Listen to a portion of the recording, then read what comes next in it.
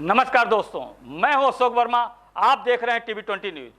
TV 20 news पर खबरों का सिलसिला जारी है, बने रहिए हमारे साथ।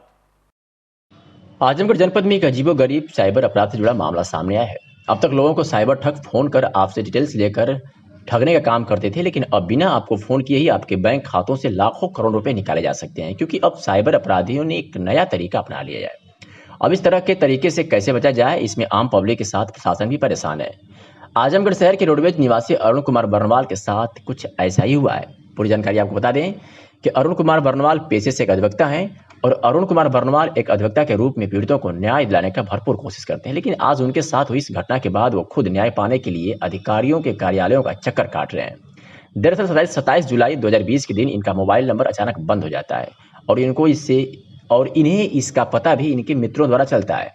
अरुण कुमार बीएसएनएल के उपभोक्ता हैं और जब ये इस बात का पता लगाने बीएसएनएल कार्यालय पहुंचते हैं तो इनसे इनका पहचान पत्र लेकर एक दूसरे सिम अलॉट कर दी जाती है और ये कहा जाता है कि समथिंग 2 घंटे के अंदर सिम काम करना शुरू कर देगी।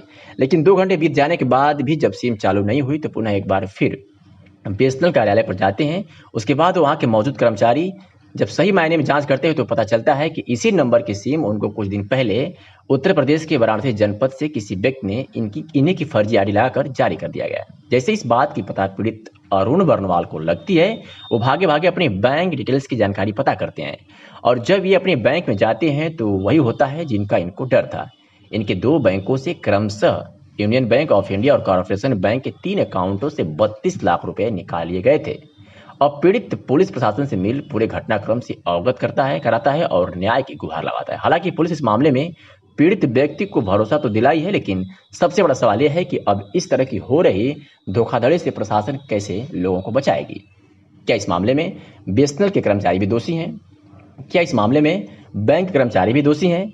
किन किन पर गाज इस मामले में गिरेगी, अब ये तो आने वाला वक्त ही बताएगा। फिलहाल आपको सुनवाते हैं पीड़ित अरुण कुमार बर्नवाल से कि क्या कुछ कहा मीडिया से हुई बातचीत में। एडवोकेट आजमगढ़ का हूँ।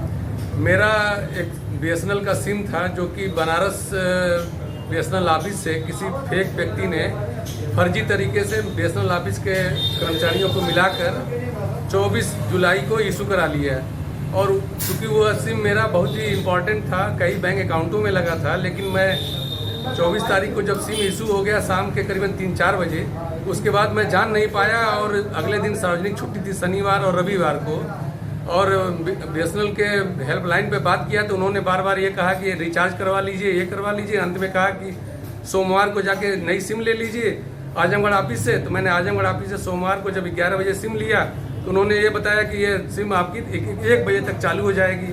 लेकिन जब 1:30 बजे तक नहीं चालू हुई तो पता करने पर मालूम हुआ कि कोई मेरे नाम से फेक आईडी वगैरह लगा के बीएसएनएल कर्मियों को मिलाकर एक सिम 24 तारीख को बनारस से ऑलरेडी ले रखा है, जिसके नाते मेरी सिम बंद पड़ी है। मैं उसके बाद जानकारी होते ही तुरंत बैंकों में भागा। मालूम हुआ कि उस दिन की मेरे यूनियन बैंक कॉर्पोरेशन बैंक से 18 लाख रुपए का उसी सिम के जरिए नेट बैंकिंग और मोबाइल बैंकिंग के द्वारा रजिस्टर्ड करके फ्रॉड करके निकाल लिया गया। और 3-4 दिन के बाद फिर पता चला कि वही सिम जो दूसरे यूनियन बैंक के अकाउंट में लगा था वहाँ से भी 14 लाख निकाल लिया गया, जो कुल 32 लाख का फ्रॉड मेरे बैंक के अकाउंट से निकाल कर किया गया है, जिसमें बैंक कर्मियों की भी मिली भगत है। बिना मेरे गोपनीय जानकारी आईडी लीक वगैरह बैंक कर्मियों ने किया है, जिसके नाते ये फ्रॉड करने में वो अपराधी सक्षम हो पाए हैं और कर पाए हैं, जिसके संबंध में एफआईआर मेरी 27 जुलाई को ही आजमगढ़ कोतवाली में दर्ज है। और दर्ज एफआईआर पर पुलिस प्रशासन से मैं लगातार दिन प्रतिदिन मिल रहा हूं। पूरा परिवार मेरा भयाक्रांत और सदमे में है, विक्षिप्त है। पत्नी की तबीयत एकदम खराब है। पूरी गाढ़ी कमाई मेरी 32 लाख रुपए जीवन का चला गया है, जिसमें कि व्यापारियों का टैक्स भी था जो कि मैं इधर जमा करना था, मैं नहीं कर पाया। और प्रशासन अब तक अपराधियों की पकड़ से दूर है और कोई भी इंफॉर्मेशन मुझको नहीं दी जा रही है। बार बार ये कहा जा रहा है कि आप शांत रहिए, हम कार्रवाई कर रहे हैं, लेकिन आज तक मुझे 19 दिन बीतने के बाद भी कोई कार्रवाई प्रशासन का समझ में नहीं आ रहा। न कोई अपराधी पकड़े गए हैं, न मेरा एक भी पैसा मुझे मिला है और मेरा पूरा परिवार भयाक्रांत और सदमे में विक्षिप्त है। मैं समझ में नहीं आ रहा है कि जीवन जीऊं या क्या करूं, किससे अपनी गुहार सुनाऊं। और सारे लोग इस जो समस्या मेरे साथ घटी है बीएसएनएल के टेलीकॉम कंपनी के द्वारा फ्रॉड करवाने में, चाहे बैंक के द्वारा, कोई भी इस तरीके से ग्रसित हो सकता है, जिसके संदर्भ में शासन प्रशासन को तत्काल उच्च स्तर पर देखना चाहिए कि मामला ऐसे कैसे हो गया और इसमें किन किन अपराधियों की मिलीभगत है। सबको पकड़कर जेल में डालना और मेरा पैसा दिलवाया जाना अति आवश्यक है। यही मेरी गुहार है, मेरी निवेदन है।